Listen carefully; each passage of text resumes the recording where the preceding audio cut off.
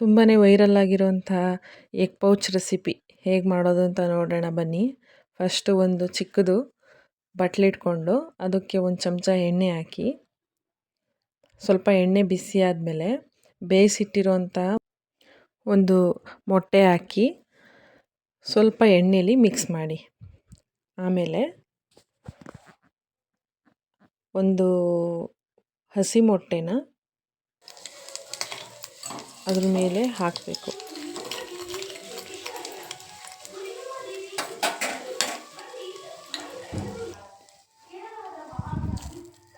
ಹೀಗೆ ಒಂದು ಹಸಿ ಮೊಟ್ಟೆ ಅದ್ರ ಮೇಲೆ ಹಾಕ್ಬಿಟ್ಟು, ಆಮೇಲೆ ಇದಕ್ಕೆ ಬೇಕಾಗಿರೋಂಥ ಇಂಗ್ರೀಡಿಯೆಂಟ್ಸ್ ಏನೇನು ಹಾಕ್ಬೇಕಂದ್ರೆ, ಒಂದು ಚಿಕ್ಕದು ಒಂದು ಅರ್ಧ ಹಸಿಮೆಣಸಿನ್ಕಾಯಿ ಮತ್ತು ಒಂದಿಷ್ಟು ಈರುಳ್ಳಿ, ಹೆಚ್ಚಿಟ್ಕೊಂಡಿರೋಂಥ ಈರುಳ್ಳಿ, ಒಂದಿಷ್ಟು ಕೊತ್ತಂಬರಿ ಸೊಪ್ಪು ಮತ್ತು ಒಂದು ಸ್ವಲ್ಪ ಅರಿಶಿನ ಪುಡಿ ಮತ್ತು ಸ್ವಲ್ಪ ಉಪ್ಪು ಹಾಕಿ ಸ್ವಲ್ಪ ಚೆನ್ನಾಗಿ ಸಣ್ಣ ಉರಿಲೇ ಬೇಯಿಸಬೇಕು.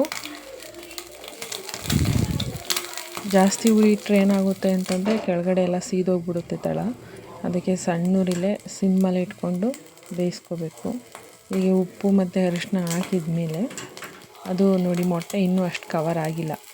ಅದಕ್ಕೆ ಏನಾಗುತ್ತೆ ಅಂತಂದರೆ, ನಾನೇನಕ್ಕೆ ಫಸ್ಟೇ ಈರುಳ್ಳಿ ಎಲ್ಲ ಹಾಕ್ತೀನಿ ಅಂತಂದರೆ, ಅದು ಮಧ್ಯದಲ್ಲಿದ್ದರೆ ತುಂಬ ಚೆನ್ನಾಗಿರುತ್ತೆ ಫ್ಲೇವರು ಅಂತೇಳಿ ಅರಿಶಿನ ಎಲ್ಲ ಮಧ್ಯದಲ್ಲಿ ಹಾಕಿದ್ದೀನಿ. ಅದ್ರ ಮೇಲೆ ಇನ್ನೊಂದು ಮೊಟ್ಟೆ, ಹಸಿ ಮೊಟ್ಟೆನ ಹೊಡೆದು ಅದ್ರ ಮೇಲೆ ಹಾಕ್ಕೋತೀನಿ.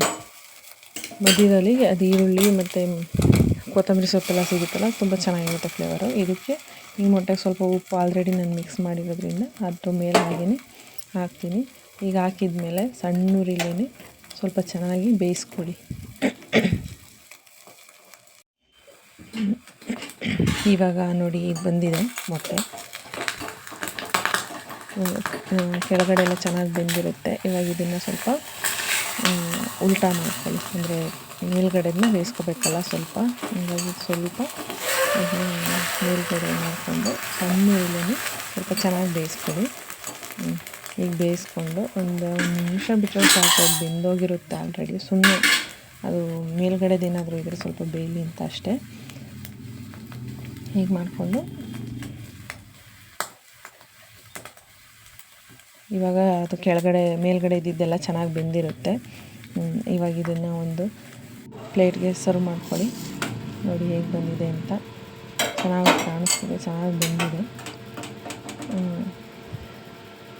ಅದು ಇನ್ನೂ ಸ್ವಲ್ಪ ಕವರ್ ಆಗಬೇಕು, ಬಟ್ ನೋಡಿ ಹೀಗೆ ಬಂದಿದೆ. ತುಂಬ ಚೆನ್ನಾಗಿತ್ತು ಟೇಸ್ಟು. ನಾನಂತೂ ತಿಂದು ಟೇಸ್ಟ್ ಮಾಡಿ ನೋಡಿದ್ಮೇಲೆ ತುಂಬ ಚೆನ್ನಾಗಿದೆ. ಎಲ್ಲರೂ ಮನೇಲಿ ಟ್ರೈ ಮಾಡಿ, ಹೇಗಿತ್ತು ಅಂತ ಕಮೆಂಟ್ ಮಾಡಿ. Thank you.